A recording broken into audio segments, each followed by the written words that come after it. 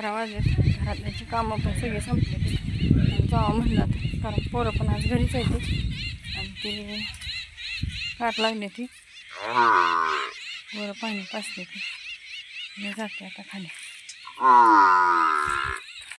चला आपला जा लाईट जाऊन आली, म्हणलं मोटर चालू करून जावं.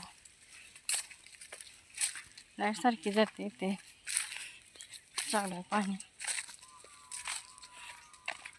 जाते मोटर बटन दाबून आणि जाते वळून पुंड्या पड लागले. आता आले बघा इथं मळ्यात. खूप उशीर झाला यायला. आणि काय होते माहिती आहे, घरीच एखाद्या होते कामं करून करून परत इथं राहणार. आता आता 11:30 वाजले मला यायला तिथून. निघू घरातनं निघू म्हणतात 11 11:30 वाजतात. आता अजून शर्ट घालायचं, हे रुमाल बांधायचं चालू करायचं. तर इकडून इथं असं झालं आहे सगळं खुरपायचं. आणखीन इकडं राहिलं आहे. तर आता काय बाया तर मिळत नाही त्या. आणि हो ही अशी कळी निघली अशी आहे, बऱ्यापैकी आहे म्हणायचं आपलं. काही कारण मध्यंतरी थंडी होती ना, त्यामुळे शेंड आकडलं होतं. आता जरा बरं झालं ते. मग चला म्हणलं आता थोडा व्हिडिओ काढू, कारण का लई दिवस झाला व्हिडिओ पण नाही काढला आणि काहीच नाही काढला. आणि काल तर परवा दिवशी तर की 2-3 दिवस झाले तर काय मन खूपच नाराज आहे, भरपूर नाराज आहे. कारण की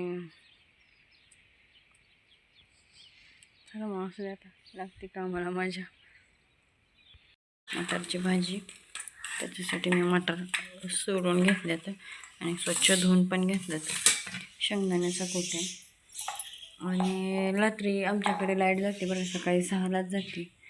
आमची शेडमधली कामे उरकूपर्यंतच आमची लाईट गेली असते. मग त्यात काही कुटायला जमलं नाही.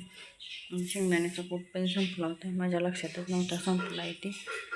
मग काय गलासात हो का, इथं गलास आहे ह्याच्यात. आता ह्याच्यात मी तुम्हाला दिसते का नाही काय माहिती नाही.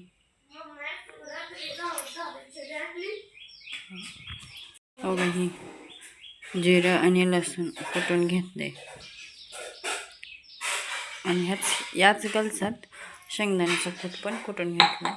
कढई ठेवली तापायला, त्यासाठी मटार भाजून घेतलं.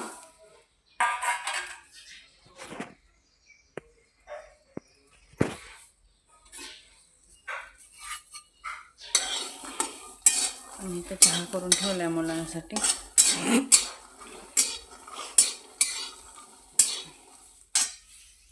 अशी भाजी केली, इथं चहा.